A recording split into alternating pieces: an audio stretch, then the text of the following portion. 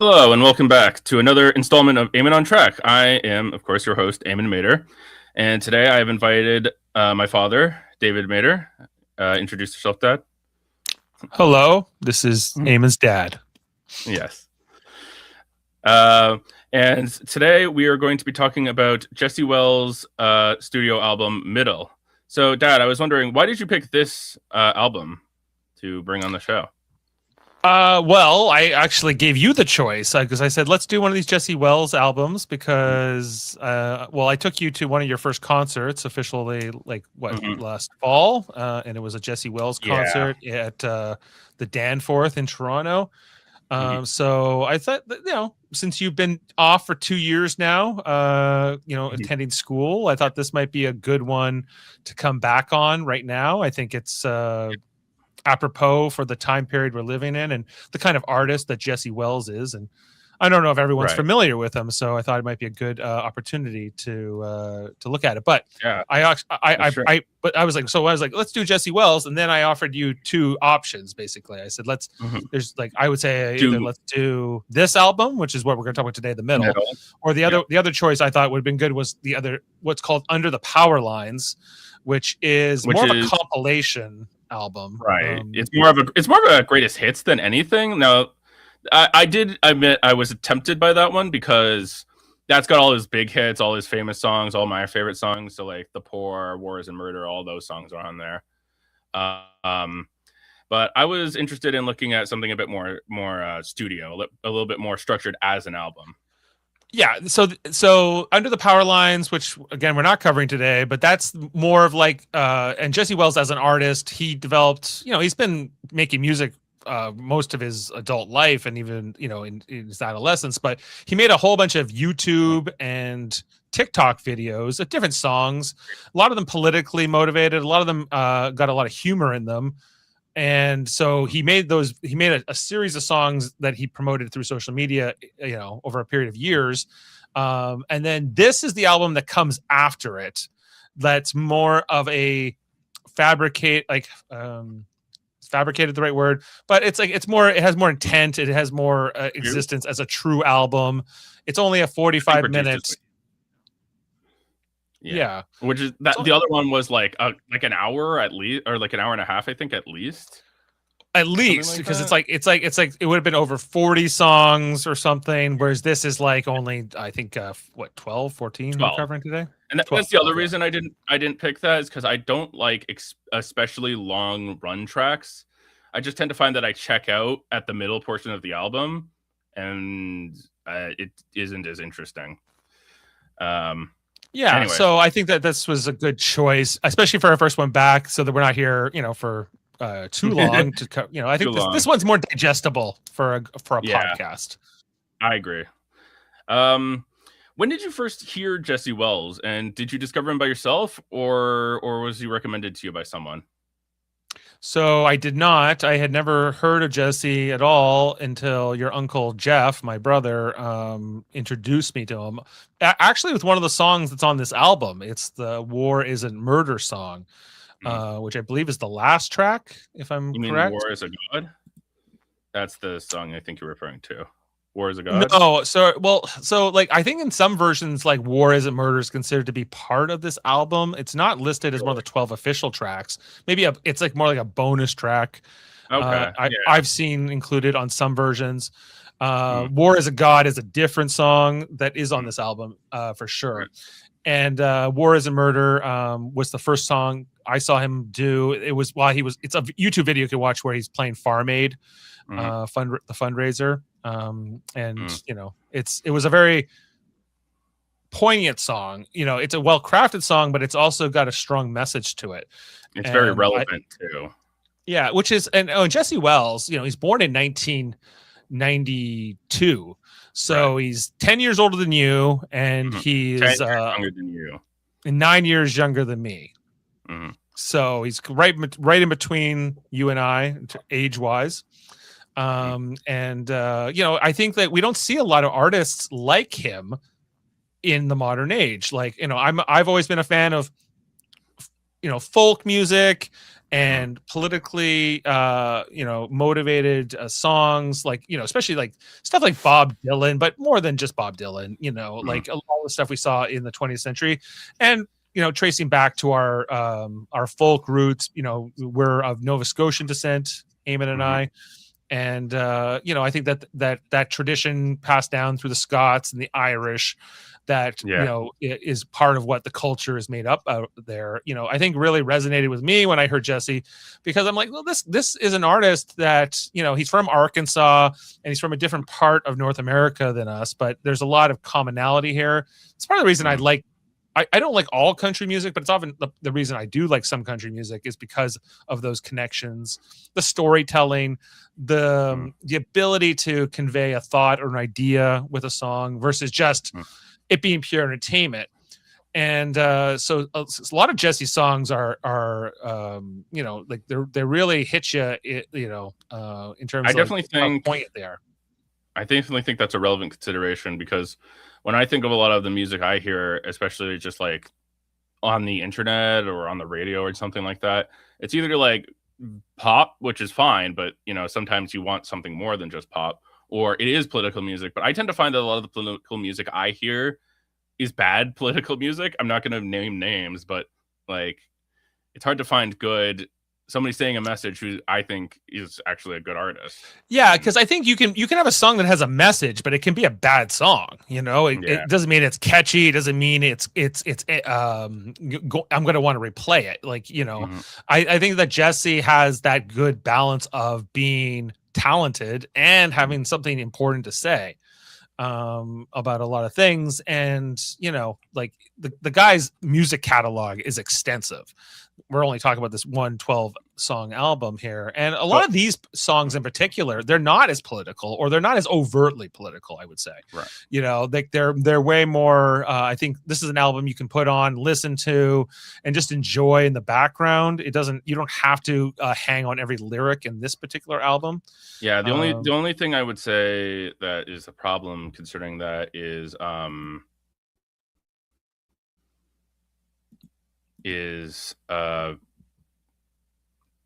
War as a God. That's like the really big political song of this album. I agree. That one is, but that's only one of the 12, right? And I would say that the other tracks, they're all saying something, but they're much more subtle. Is what I would take from this album. If you really like study the lyrics, and then you have to like kind of sit there and think about them and interpret them. Whereas like when you watch like, War Isn't Murder or his Cancer song, or, a lot of the other songs he's made, those ones from Under the Power Lines, like there's no question what they're about. You can really, figure that out. These ones you have to kind of like interpret more, if that's your thing.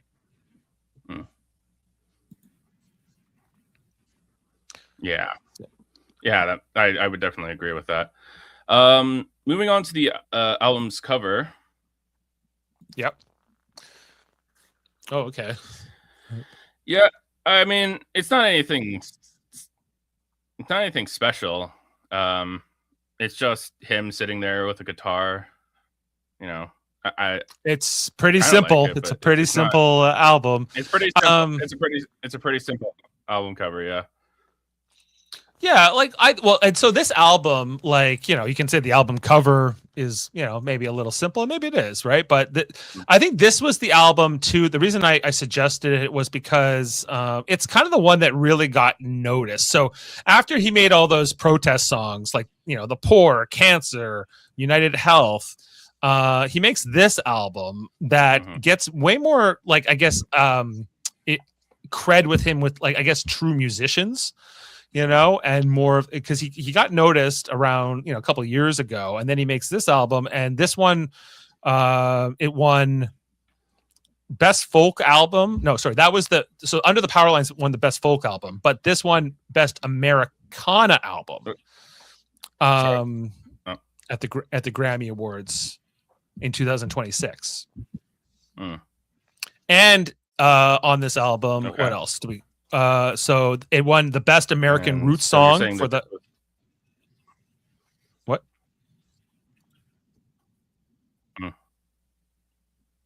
Are you there? The best American what? It won the best American root song for middle. Yeah, can you hear me? Yeah, but there seems to be a delay. Oh, weird. I don't know what's causing that. I think my internet's being a little wonky. Yeah. Best Americana Performance for Horses. So he won nominated for 4 Grammys three Grammys for this album alone. And then, as we mentioned, Under the Power Lines. Did he win any? I don't think he won any. Let's see. We can check that out.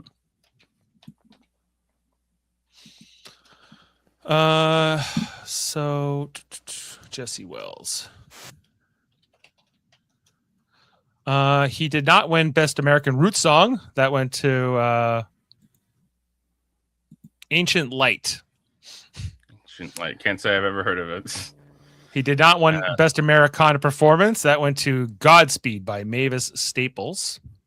I've heard of the Staples. I've heard of that. Yeah.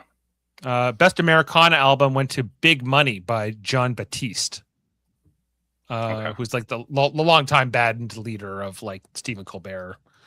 And he also didn't win for Under the Power Lines. That went to I'm With Her.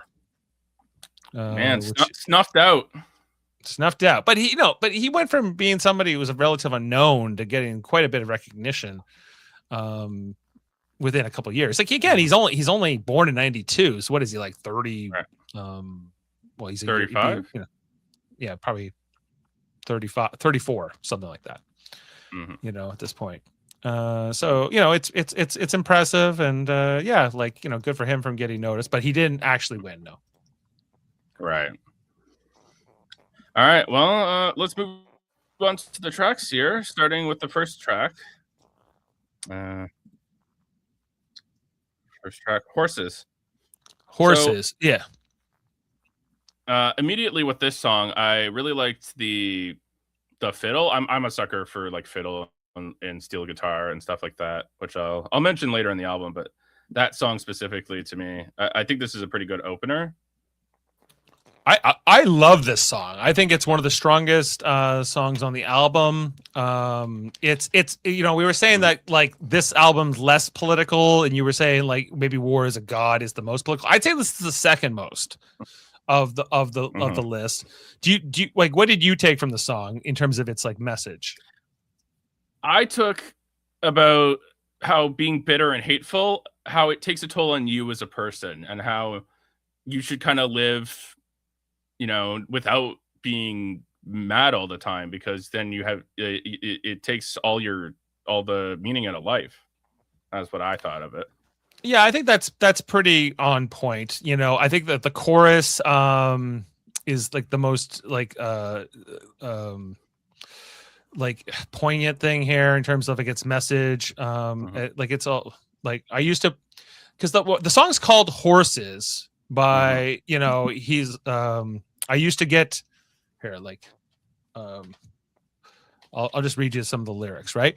I really thought there was a power in thinking half of y'all were just born fools. And that's referencing the fact that the political divide, left, right, the culture war of like the last, I don't know, 10 years, if not longer. Right. I'd say 20, 25 years, even like, sure. Like 9/11, I think, was really when that starts. But yeah, right. But especially when it's like, I think for me, like when Trump comes along and this red blue divide, like this Democrat, Republican in Canada, we're Canadians, conservative, liberal, the colors are different, but effectively, that more of that like polarizing view. Right. And Jesse, I would call him a progressive. Right. Yeah, so he says, I used to think there was power in thinking half of y'all were just born fools, meaning that the half that are not on his political side. I thought I was gathering oats for my horses, but I was actually getting by whipping my mules. Is like this is the chorus of the song. And love the rhythm to that, by the way. That chorus, I just the way he sings it, so sing along is the best way I can describe it. Yeah, and then like how he follows up that by singing, I'm singing the song about loving all the people that you've come to hate. It's true what they say. I'm gonna die someday. Why am I holding on to all this weight? And that's really like this idea of like, you can dismiss the other side of the people you disagree with, and you don't have to. It doesn't mean you have to agree with them, but right. He wasn't gathering oats for his horses. He was actually just being like, he was just whipping a mule. He wasn't accomplishing anything, you know. There was nothing being progressed or being helped. Yeah, that's a pretty reasonable takeaway from the song. And I like the way he says half of you. He doesn't specify which half. I think that makes it more identifiable for anyone on either side of the political spectrum. Yeah, I'd also have, even how the song starts off, right? He talks about all my flannel made in Bangladesh, all my t-shirts in Vietnam. There are places that we quietly ignore. There are places that we go and bomb. And he talks about, I've learned a lot about Jesus, even more about Lao Tzu. They say that the way of the Tao is to do nothing, but the hell am I supposed to do? It's also like feeling like, oh, there's all this bad stuff in the world, but what am I going to do about it? But what I'm like, I can't, like, I'm supposed to turn the other cheek. How am I, this frustration and this like sort of this he talks about the tighter you grip, the more that you slip. The more you dig in your trenches, the probably the worse off you are. Yeah, which makes a lot of sense. And this was like a song I'd say War Isn't Murder. It was one of the early songs I'm exposed to by Jesse, but this is also an earlier song that I heard from him. He played this on the Jimmy Kimmel show, along with the Poor song, right? Like, if you worked a little harder, you'd be you wouldn't be so poor. So he played this song and that one that night. This one he played with like a full band. Whereas, like, the Under the Powerline songs are typically more of just him and a guitar, whereas this has got a full arrangement, as we saw when we went to his concert. He has a band. I don't know if the band has any name. Like, do you know? Sometimes it's like the Jesse Wells Band. I would say is probably okay. Sometimes it's called, because he's got another album called Playing with the Devil. Which I believe refers to his piano player. So when he's fully he takes his songs and he adds this full band and he adds a piano and he goes, "Hey, I'm playing with the devil," right? Not just me. Okay. That makes sense. But you think of certain artists, you think of like Bruce Springsteen, the E Street Band, and all that sort of stuff. Ronnie Hawkins famously had the band as his backup band before Bob Dylan did. Yeah, because they were Ronnie Hawkins and the Hawks. Yeah. Right. Well, and then it was Levon and the Hawks for a bit. Right. But it's interesting you bring up Bob Dylan too, because Jesse Wells gets compared a lot to Bob Dylan. Yes. And he talks about Bob Dylan being an influence, as well as like Kurt Cobain, right, being a big influence for him. That makes a lot of sense too. And I see a lot of that, not in this song as much, but like a lot of the other songs that come later in this album. I'm like, yeah, I see a lot of Nirvana here. And there's been this sort of message around angst and frustration and everything else. But back to Bob Dylan, like the fact that Bob Dylan starts off as this folk singer, right? Like just a guy on a guitar. And then when he started playing with the band, which was the Electric, the Electric, that was considered selling out and becoming like a bad person and giving up on the movement and everything else. Also commercialism, right? Because obviously like the more like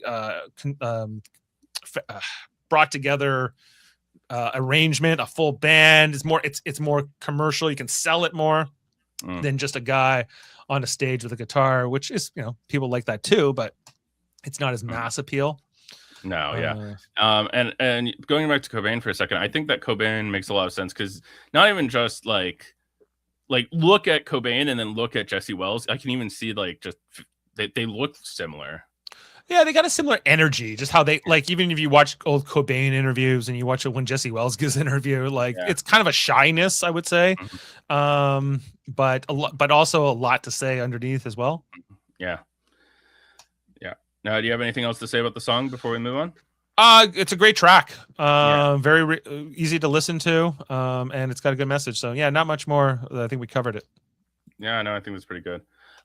Certain, I'd say this is a good second song. It keeps the momentum going pretty well, you know. Yeah, so this one, like, it's good too. It's more of like an easy listening song. Mm-hmm. You know, what I do to be certain. It's about, I think tying back to that the horses song and thinking you got all the answers. Right. You know, it's like it's really impressive some of the lyrics he puts together in this song. You know, I heard the quasi psychedelic jester gladiator on his compound in the flower of the Mexican War. You'll become what you hate if you seek to replace what you hate. I've never seen it more. It's a hard way to find out. You don't want to be a horn when they're already blowing in the middle of a storm. You know, it's like it's really well written poetry. You know, you know, yeah, he's a great poet. I think that it's beautiful, and also like just makes you think. It's really well articulated, and it makes its point pretty well. Yeah, and this verse in particular too, I really liked. He goes, I see that hate has some pep in its step. I would too with that big blank check. All that back-ass preachers out in Oklahoma getting high, stoned on their own aromas. It's a hard way to find out it ain't about love. That fear is a comfort. It fits like a glove. Right. You know? Yeah. And you know, it's more of like, it's a little bit more of a softer song. But you know, it's very, like I said, very like easy to put on and just kind of do what you're doing and listen. I really like, so I mentioned before, I really like fiddle. I also really like steel guitar, and so the steel guitar in this song really appeals to me. You know, that's an instrument I just love, and I think it's done pretty well on this song. Yeah, and it's interesting that he you know, so I guess he wrote this episode or this song in 2024. And he, like, as a Star Trek fan myself, he says, I'm writing to you from Earth, Stardate 2020 and 4, which, you know, kind of a Star Trek reference. Yeah. So I'm interested if he's into Star Trek to reference as a star date. Right. Is that, can you like discern star dates? Is that the thing you can do? Would that be like a no star date? Okay, so if you're not a Star Trek person, so star dates, like the reason they would say star date, you know, and they would always give us a random number, it was just the show's way of telling us it's set in the future. But you know, so I don't think it's that tied in with it, but it also ties like with the whole thing with this album he called The Middle. You know, he references the middle several times, different versions of what the middle means.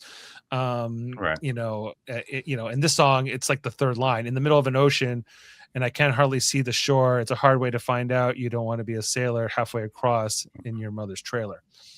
And yeah, I know that speaks to me a lot, because oftentimes I find that, you know, we can go back to the left right-ism of the previous song. I find that I'm not really like, I find I lean left, but I don't really consider myself hard left or hard right. I consider myself like, that's what, like, what do you consider yourself? I guess, yeah. Like, I'd consider myself like a left leaning centrist. Yeah, you know what the funny thing is, I probably would say that something similar, but like I don't know if it's completely true. Like, I agree that we don't need to put ourselves into boxes all the time, and you know, but I like, there are definitely some viewpoints I don't share with like all leftists, but I broadly consider myself to be left. But it doesn't mean I can't accept an idea or a concept or a thought from the right, if you will, you know, if I think it has merit. So, you know, but like, I don't believe in subscribing to a pure ideological viewpoint either. I don't either. Yeah. All right. Anything else before the next track? No, that covers it. Good one. Yeah. Good. I'm sorry. So, I'm gonna be honest. I did not expect a blues song from Jesse Wells. I mean, it's not really out of his wheelhouse, but like, it just didn't immediately come to my mind. And when I heard it, I was like, oh, this is interesting. Yeah, I'm sorry. I feel so goddamn bad. I'm sorry. I'm the worst thing you ever had. It's definitely like a song about self-doubt and yeah, blues, I guess, is the right theme. Being sad. Well, it's a blues song, right? It's got that. Yeah. Yeah. I can only describe it as like "Ain't No Rest for the Wicked." Like it's got a very similar rhythm to that. Yeah. Yeah, it's like it's for me it's a transition track in this album. You know, like it's not something I probably would listen to in a vacuum, but within the album, I think it makes sense. Mm-hmm. Yeah, no. My main problem with this song actually is I feel like that I'm sorry" goes on a few too many times and a bit too long. Yeah, the song's like 3 minutes and 17 seconds in total. So I don't know. You know, it's okay. It's not my favorite track by any means, but it's okay. No. Yeah. On to the next track. Fear is the Mind Killer. So, classic. I mean, that's obviously a classic statement. People have said that a lot of the time. Yeah. This was the song I was listening to right before I came on the podcast. It was like it's a really deep song, and I'm just sitting there with the lyrics on the screen trying to follow it, and I'm like, okay, like compared to some of Jesse's other lyrics and songs, like this one, it's deep. It's like you got to really, like when I say you got to really sit there and analyze this one, I was finding myself doing that and not answering all my questions about what the song's even about. Yeah, that's fine. That happens sometimes, Yeah, but musically, I do think the song's good.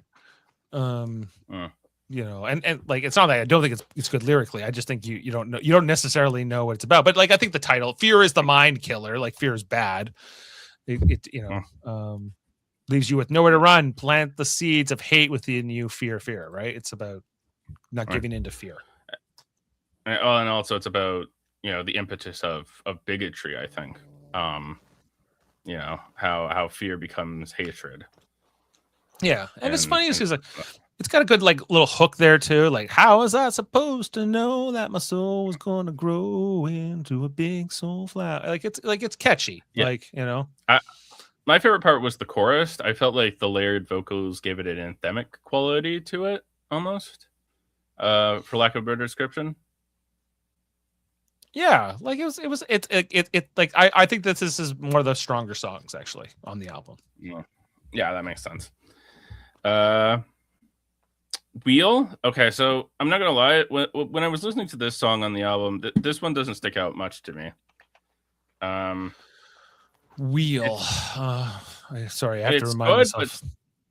Yeah, that's kind of my point, though, is that it's a pretty standard song. This one doesn't stick out. Like when I was listening to this album, there were certain songs that stuck out to me, and this was not one of them.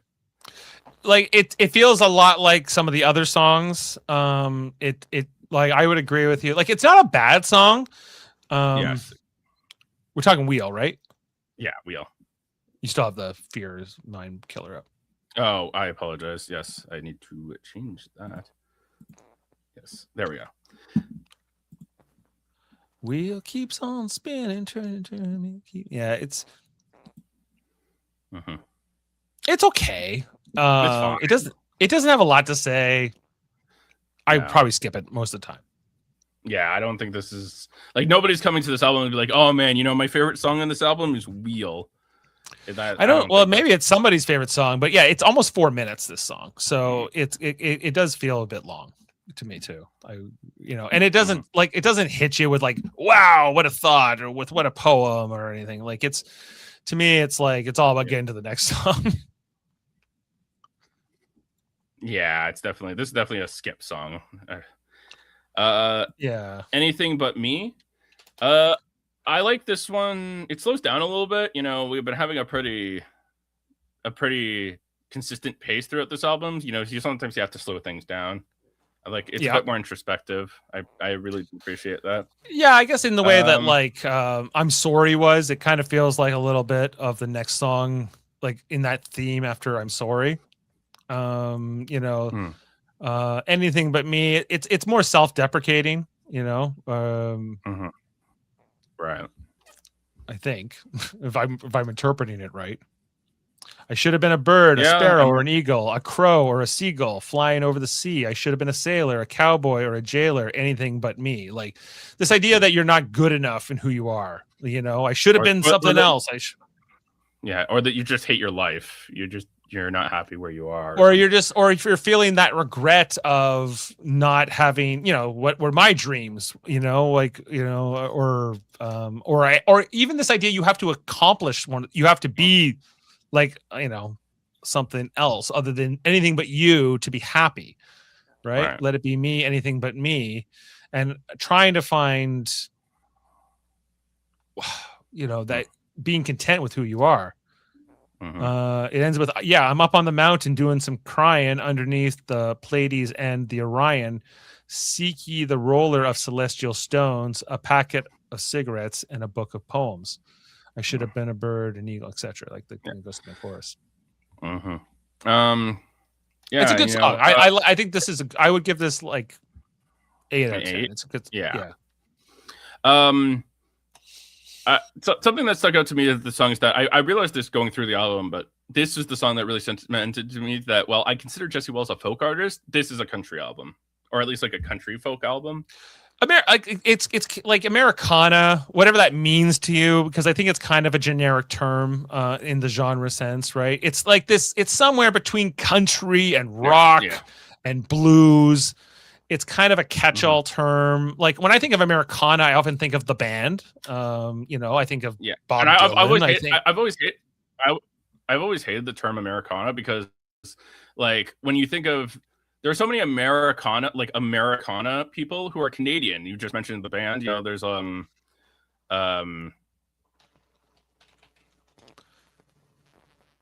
Neil Young. You know, so people like that. You know, what is Americana if? Are Canadians Americana? How do we distinguish between folk music, country music, and Americana music? Would be my question to you. You know, like these lines are blurred, right? And they kind of, you know, they kind of bleed into each other. You know, so like, so you're thinking Anything But Me is more of a country song to you, or?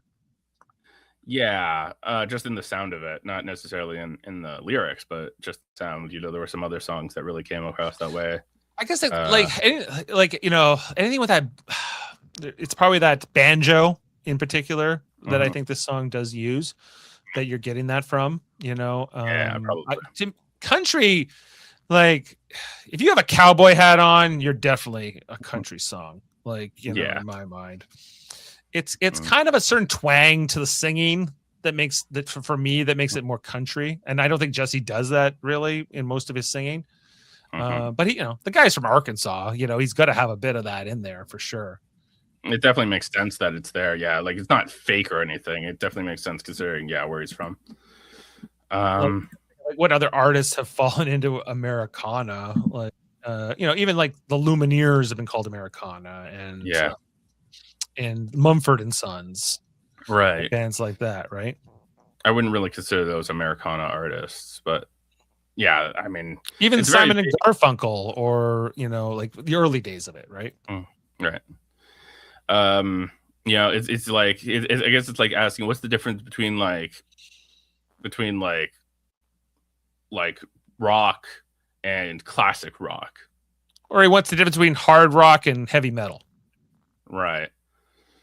You know, but there are differences, but it's very vague what those differences are. Right. Well, like, how do you like even Nirvana? Like, let's take Nirvana, right? Like, what are they, a rock band, right? But are they an alternative rock band? Rock grunge. So we would say they're different than like the Eagles, right? Yeah, or somebody like that. I've always hated the term pop and alt because those don't describe anything about a genre, right? Think about it. Like, you know, you can think about like a modern pop star. Like, let's talk about like I don't know, like Taylor Swift, I guess. Think about Taylor Swift. Yeah. And then think about Michael Jackson, right? Those are both pop artists. Right. They're from different time periods. Yeah. But they're completely different musically. Well, pop in particular is like whatever is popular is kind of Yeah. where the name comes from, right? It's And not a so, definition of the sound. It's a like, definition of does Taylor Swift not fall into country and rock? She does, but like does in her earlier stuff, but like Michael Jackson won rock and roll awards, even though he was considered pop or the Prince of Pop or all this, right? Anyway. Like there are certain genres that are very distinct, but I would not say there are some that are very vague. Yeah, for sure. Moving on to Every Grain of Sand. This song didn't stick out to me much on the album either. It's probably the weakest song on the album. I think it's got like an island vibe. Is the best way I can describe it. It's like you're on a desert island. But yeah, just about 3-minute song. I don't like. I was again like it's kind of an introspective song for me. Every grain of sand through the hourglass, every grain of sand, I'm going to squeeze everything I can out of every last grain of sand. It's about getting the most out of life, So I think speaking to his personal philosophies, and how he looks at the world. Right. That makes sense. I like the lyrics, but I just don't. This wouldn't be a song I come back to musically. This is like the most country kind of a start to it, or even bluegrass. Yeah, exactly. I completely agree. Like to me, that's like old school, like bluesy bluegrass. I think. It sounds like something that like my grandfather would listen to. He's a huge country fan. It sounds like something he could listen to. Yeah, you could see like Johnny Cash or somebody singing this song. Like that's how it definitely. So more so than the previous song, I feel like this is the most country so far. Yeah, I would agree. Old school country, not like modern country. Yeah, no, absolutely old school country. Like I said, something that my grandfather would listen to, or even your great grandfather would have listened to. Yeah. Simple Gifts. I think this is a nice change of pace. On this more produced album, this sounds like it could have been on like Under the Power Lines or something like that. It's more of just Jesse and the guitar. Like this would fit under the Power Lines. I think you're right with that. How long is this song? This song is 3 minutes and 14 seconds. Do you feel like it's paced well? So it's okay. I'm just looking at the chorus. When true simplicity is gained, how much then is lost? I invested in them feelings. I paid dearly for them thoughts. In the cockpit of a spacecraft unknown with an acquaintance, it occurred to me my mind was probably overdue for maintenance. There's some clever stuff here. Yeah, it's Jesse's an amazing writer. I think that's one of the main reasons you come to him as an artist. But it's just nice. Right, like when he ends the song, when true simplicity is gained, how much then is lost? When will then I be self-assured? Will then I be self-assured? How I envy all them stones, they never say a word. So yeah, it's I guess what's your interpretation of that? I think it's like it's the idea of envying inanimate objects, and that it's hard to be a person sometimes and try to sort out all these ideas in this world and what you believe in. And that's basically what I take from the song is that sometimes he's like, I'd rather be a stone, I'd rather be I'm sure that's a thought that a lot of people tree or something like that, but also this idea that like life comes with inherent risk and cost to a certain extent. Like once you say something out loud, people can criticize what you said. Once you have any kind of a notion or a belief, it can be torn down, right? That can be really hard. Yeah. And that's the idea of simple gifts. Yeah, that makes sense. I don't really have anything else to say about that. Now, starting with this track, "Why Don't You Love Me," I think that the strongest part of this album is absolutely the last 4 tracks of this album, and this is a great start to it. I really like the way it starts more somber. I think this is probably the most somber, maybe not most somber sounding, but like one of the more somber sounding tracks on the album. It's somber, but I really love the arrangement on it. I get real like Fleetwood Mac vibes from this song. It's like just the way it's brought together, and I find it's pretty easy. Like this song is very good to put on in the background, maybe compared to some of the slower songs on this album. I feel like you can like it's very engaging. Like you could put this on at a party. Yeah, it's fun. Oh yeah. That makes sense. And I didn't really get anything much out of it. Like, I guess it's about confusion. Is kind of what I got. I don't even know if it's about love from a person. I think it's more about... we can analyze it. Why don't you love me? Because I don't really know if I understand what the song's about. Okay, it starts off with, "I was reading Blood Meridian on the hood of my car, fantasizing wild ponies and electric guitars. I was contemplating storm clouds on the edge of the sky. It's best you don't ask questions if you can't handle why. Why don't you love me, honey? Why can't it be love? What's it got to be? Anything. Why ain't I enough? Why don't you love me, honey? What can I prove? I just as soon you hate me than try to make do. I just as soon you hate me than try to make do." So I don't really know what the song's about. I guess maybe it's about not asking questions you don't want the answer to. Well, that's definitely one of the parts of the song, but what's in reference, why don't the song keeps asking, "Why don't you love me, honey? What can I prove? What's it got to be? Anything? Well, ain't I enough?" So it's almost like a love song, right? Or unrequited love. Yeah. Right. As well. I don't know if it has a political message or not. I don't think it does. No, I think it's more philosophical than anything. Or it's just about some crush who didn't love him back or something like that. Something like that. It says, "I threw a coin at my reflection on the edge of the lake. Then I rode off in the sunset on the back of a snake. Some say the devil is a woman. Some say the devil is a man. I think the devil is a painting. You just don't understand." Yeah, that's interesting. It's a painting. You just I think that because it's saying what's the devil, right? Some say the devil is a woman. Some say the devil is a man. I think the devil is a painting, or I guess an idea, right? Like a fabrication, like a work of fiction. You just don't understand. Maybe that's what it means. It'd be fascinating to actually ask him these questions. Like, what is this? What are you trying to say with this? Yeah, that would be. What does it mean? What does it mean, Jesse? What does it mean? Tell me your secrets. Yeah. All right. Moving on to the next song, "Rocket Man." When you mentioned at the beginning of the show how we went to that show with him in Toronto, and this was one of my favorite songs when we went there.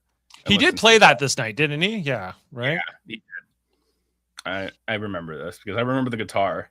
Yeah, it's got a great guitar riff. Yeah, it's I almost described it as galloping. Is the way I wrote it down. Galloping, yeah. It's got a real good rhythm to it. It's kind of like an old timey, by old timey I mean it feels like a 60s 70s rock song to me. Yes, I could definitely see that. I could see the band playing this. I could see artists, even the Eagles, playing a song like this. It's good. It's rock, and it's. I don't know. I was studying the lyrics, and I was not I felt like it might even be about AI. Yeah, why did you get that? Okay, well, because he says, "On the 8th day, man made a machine likened to his image. Then we were there like those who dreamed." And he argued whether or not it would kill and eat his village. Then we were like those who dream. All the stones that broke the bones came aim the soul within you. Time's just a thing you live through, baby. I don't know. I was like, I don't know what this song's about, but it's interesting. It's like, I think that's the whole thing with this album is like compared to his other songs, like we said Under the Power Lines, where he'll make a song called like Red, which is all about like, Trump basically and Trump's administration. You know exactly what it's about. But like with songs like most of the songs on this album, you're like, I don't know, like it's like poetry. It's mostly poetry you're left to interpret. Yeah. I think is kind of like the main thing. There's definitely meanings there. It's just vague. Yeah. And I think deliberately so. I think after however many songs he wrote that were pretty much on the nose, I think part of him wanted to do something a little different here, do something just more purely artistic, and musical and more open to interpretation. So I think I think the fact that you and I are like, I don't know what this song's about is kind of on purpose. Yeah, that makes sense. And we talked about Dylan again. Dylan was known for intentionally cryptic lyrics. Yeah, intentionally cryptic. Yeah, but it's a good song. Like it's very great song. Yeah. It's one of the better ones maybe on the album. I think so too. And then onto the penultimate track, War is a God. This is maybe my new favorite Jesse Wells song. I'm not gonna lie. This was my favorite song on the album. Yeah, like okay, this is like a song I've listened to just on its own all the time. We mentioned his like the first song I listened to, which was "War Isn't Murder," which is all about like war isn't murder when you're fighting the devil, murder's okay. This song is kind of related to that, although it's a very structurally it's very different. War is a God is all about America, right? And this idea of like, what if I think talk about the whole American military industrial complex, right? And what if war is a god and we're just super superstitious? Right. We are so religious. We have to bomb everybody. We have to inflict this pain on the world. And it's got that war. It's got that any end justify the means. Well, but also like this fervent devotion to war, like in the same way religion is. I think a lot of Americans have, that's very much a thing. A lot of Americans, I think, have this very, to me, weird pride in the American military. They think it's something you can't criticize. Well, there's that, but it's also, I think, like a lot of people have their jobs tied into it. Like they either work for the military or they're a contractor who makes, whatever. It could be missiles, it could be bombs, it could be, their equipment. But that there's a kind of there's a lot of business to it. And I think I think they all have different reasons, but it's definitely, why can't we seem to get out of this? Right. I think because that's how the song ends, right? I saw a man who made a war with his right hand blown apart, throw a stick at a machine. It was his final work of art. Seated, bleeding out, his kneecap taken off, and that's the story of the whole world, and I can't seem to make it stop. Right? I appreciate the brutality in the imagery. I think that Jesse, we talked about War Isn't Murder, but it's like we kind of glorify war in some ways, and these two songs are kind of about no, war is hell. It's just a bunch of higher ups sending millions of people to fight for things that don't concern those people for whatever. Well, I agree that that's part of what the song's about, but I think more importantly is that he can't, how that last line ends. I can't seem to make it stop. I can't seem to find a solution. Because we're in this pattern, right, of constant war, and even how what I really love with the song is how he's just let's split up, you go south and I'll go north, and we'll try to find the answers. We're gonna try to at least come back with a report, and we're gonna come up with a strategy for how to get out of this, right? And they can't come up with anything. Yeah. Right. And I think this idea of letting go, the next verse is it doesn't matter who was here first. It doesn't matter who was last. All that matters is we're here right now. Could the past just be the past? Why like, but that's also very human to hold on to these grudges, right? Mhm. Bloodshed and starvation. Bloodshed, take heed. They both got the same damn god. They just don't know how to read. And then, and then we get the chorus. Maybe war is a god and we're just super superstitious. Right. It's going to take a lot of blood because boy, are we religious. Yeah, and then the follow-up line is that, as I believe, we all have the same damn god. We just call them different things or something like that. Yeah, well, maybe man didn't make the war. Maybe war is just a god. And every bullet, every bombshell, meditations thrown aloft, bloodshed, starvation, bloodshed and pain. We all have the same damn god. We just call it different names, So Yeah. it's we almost like the cycle of violence, I guess. You think about it like Christians against Muslims, or Yeah, exactly. We're fighting. Yeah. Whatever, right? Like this idea that we're so devoted to our ideology and our belief system being the correct one, and seeing and I have to defeat my enemy to serve my god, right? To sort of a higher power, a greater calling. Mm-hmm. Yeah, no, that's a great interpretation. I think, again, this is the best song on the album, and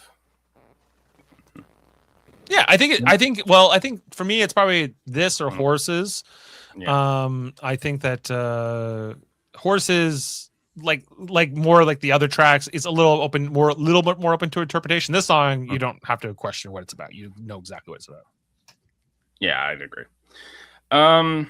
And then finally, Middle. This is the last song on the album. This is the title track. Yes, and I think when you put it like that, I didn't even think about it in the moment, but as you were spelling out the whole idea of middle through this album, I think that this makes sense for the be last track. It caps the themation of that, being in the middle of things. Yeah, like this song is a little slower. It's a little bit more introspective. It's just trying to remind myself.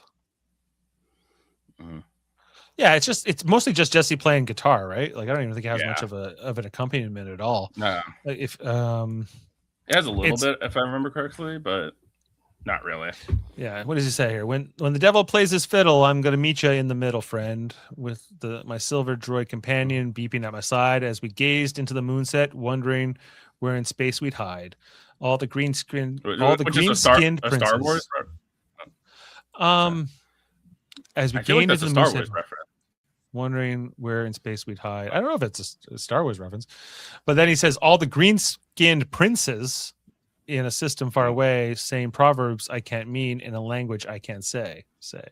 Like it's I like the song. You can listen to it for sure. It's definitely more of a quieter song, an interesting one. It tells too. Yeah. Ironically, he puts it at the very end of this album instead of in the middle, which is where I would put it on a song called Middle. This is the funny thing about things like that. They don't always end up how you think they're going to end up. No, I guess not. Anyways, with that's all the album. So, yeah. Yeah, we got. Well, hey, all 12 tracks. Good thing we didn't do it to the power lines. We would be here for another hour. I know we would be not even another hour. I think we'd be here for like 2 hours. But let me just put up the. We got a comment here. Oh, it's just a spam comment. Yes. All right. Let's look. Oh, gotta put it up. You still okay? It didn't put up automatically for some reason. All right, so. In terms of, we start with music. I would give this a solid 9 out of 10. I think that it's fundamentally just really strong, and I love most of the instrumentation. I just like Jesse's instrumentation in general, but yeah, like the songs I love on this album, I would give them 10s, right? But there's a bunch of songs on here that I would probably not listen to that often. So I'm torn on how to rate the entire album. I'm probably closer to 8 on the album. Yeah, that's completely understandable. Lyrically, I'm actually going to give this a 10. I think that this has some of the most interesting and just thought-provoking lyrics, even if I don't understand them. It's just beautiful poetry. Yeah, I agree. It's a 10 for lyrics. Like what you can't ask for much more. No, I really don't think you can. Next up, the pacing of the album.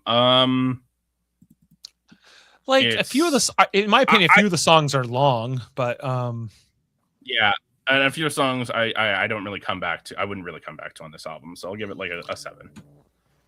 Like I think in particular, I'm sorry, that one feels too long. Yeah, even though it's not the longest on the album, right? Like, but it feels long. It feels long. Every grain of sand a little bit too.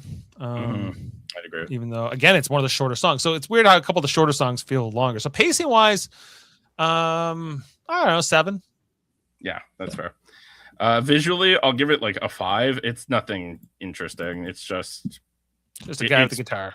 Just a guy with a guitar and a font and a script, like a cursive font. So. Yeah, that and so, sometimes that's all it needs to be, but like still not changing. It's not changing the world. Yeah, visually, I'd give it a 8. Yeah, that's fair. That might be a little high, but I would feel bad going lower than that, I guess. That's fair. Production, I'll give it a solid. Yeah, I'll give it a solid 9. I think that the production really helps. The way the album sounds. Everything. Well, do you think there's anything on the production that sounds bad or subpar? No, I just think that there's better. You just think there's better. Yeah. Like for me, I don't know if there is. I go 10 on production. I have no critiques, so that's fair. Mostly cool. And then how do I do the average? So just copy the one above. So no, not there. So see that yellow 6.5? Yeah. Hit Control C. This is where dad teaches his son Excel, and then hit Control V. Okay, yeah. So it will do that okay. But you have to do that in each case. Okay. Yeah, you got to do it there. Cool. There you go. And then we go over here. Yeah, it should already do it. Yeah, it looks like we already got it. So it looks. What are we averaging? 6.9. Mm-hmm. Well, hold on. I would have to look at the formula. I haven't looked at the spreadsheet in a while. But yeah, that's fair.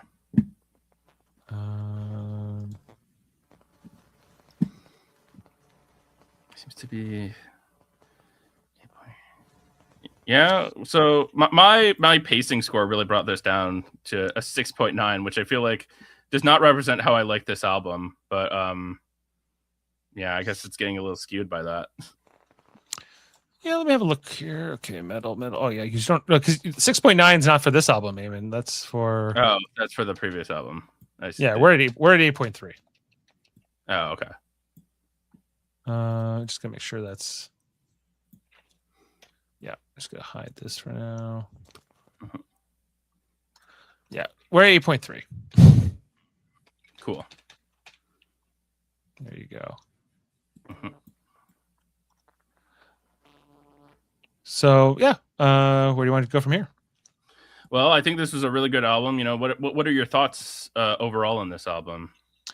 Like, I wish you had picked Under the Power Lines in some ways, because I think we would have had more to talk about on some of these songs. But like, it's like, so what I think we could do that album later. I just wanted to have something a little easier to ease I get into. It. Yeah, so for me, like there were three like big hits on this album, at least 2. I think Choruses and War is a God. I think these 2 songs in particular are the big standouts in this album. Yep. And I think a couple of the other songs are good too, like, but are they huge hits? Like, I think the biggest one for me is probably Middle, and then Rocket Man might be the one I would recommend to people. I would actually switch those 2, but yeah, otherwise I pretty much agree that those are the big hits from this album. I don't think this album, like in Jesse's repertoire, is like a must listen to, but it's pretty good.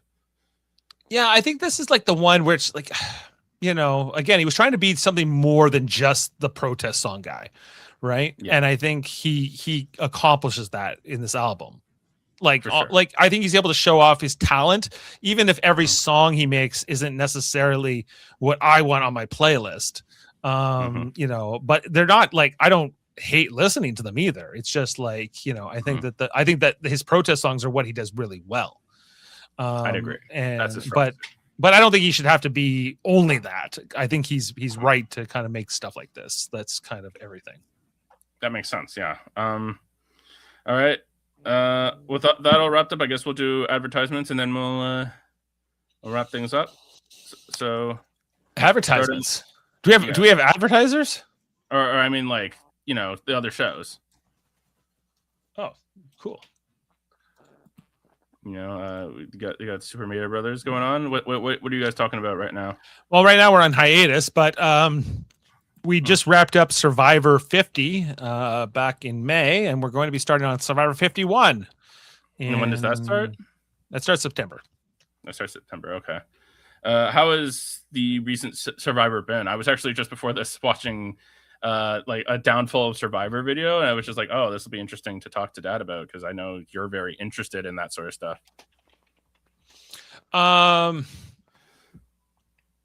Well, like it's like Survivor. Like I thought season 50 was really good, and I, you know, like largely because they had a whole bunch of different returning people. Like actually it was all was it all returning?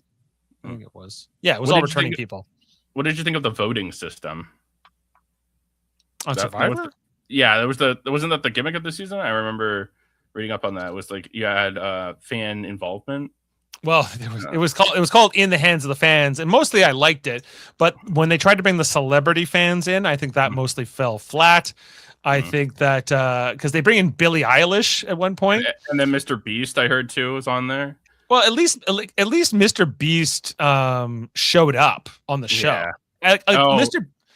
Mr. Beast seems like he's a legitimate fan of Survivor, right? Whereas like Billie Eilish, she basically like lended her name to it, and it was called it was called the Billie Eilish Boomerang Idol, and like it was idea that was meant to like boomerang back if somebody got voted out within her pocket, but she admitted on like the Amy Poehler podcast that she never listened to the show.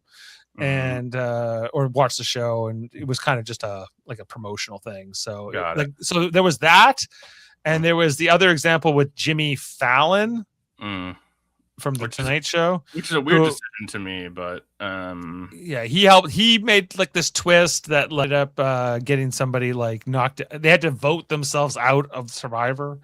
Because of the Jimmy Fallon twist, because Jimmy Fallon basically made them do a challenge that he thought that they would win, but they didn't win, and then it was just kind of like, and then the person was super mad at Jimmy Fallon, so that part was funny to me. But I thought that the Mr. Beast came in for the season, and he basically doubled the prize money from $1 million to $2 million. Wow, so that's pretty cool, you know, and I think that makes a lot of sense considering what he's known for, you know, absorbing amounts of money. Yeah, okay, that makes sense. So it sounds like he was the best guest of them, for sure. Yeah. And you got Trivial Debates. Have you guys done any episodes recently? Yeah, we just did a Babylon 5 themed Trivial Debates. I think it was 2 weeks ago, I think. Was it this past Sunday or was it 2 weeks? I can't remember now. It's been a few days. But we finally did it. We were planning that out for months, and that was the 99th episode of Trivial Debates, and we are about to do the 100th episode, if you can believe it. That's exciting. You know, do you have we're bringing back the original crew. We're bringing back the original episode 1 people. So that's what you, Jody, Kevin, and no, Jeff? It's me, Jody, Jeff, and Jerry McRae. Okay, that's exciting. Yeah, and that makes you host, I believe. Well, I was the original host, and I get maybe I'll still be. I guess I think that's the plan. Is that I'll be the host again, and the same questions. We're gonna do the same questions from episode 1 again, and see if we get any different results. Okay, yeah, that's very interesting. What's going on in the you know, at UFP right now, or you know, the Star Trek shows and stuff like that? So yeah, over on the Live Long and Podcast channel, which is our Star Trek channel, every Monday we're talking different shows. We've fallen into a Monday and Thursday night pattern right now. So Monday nights we've looked at a bunch of different shows for a while. We did Enterprise, and then we did the Orville, and then we did For All Mankind.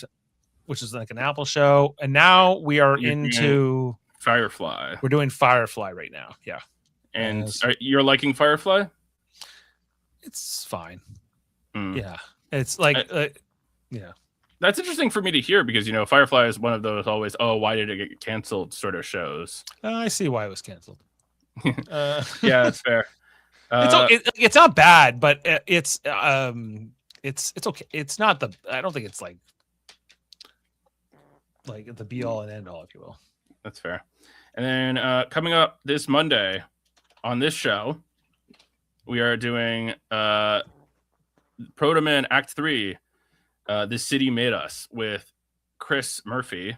That's going to be really exciting. We did the Act 2 on this show, and it's been like 16 years in the waiting. Actually, I think like 17 years in the waiting for this follow-up to the album. So that's going to be very exciting to talk about.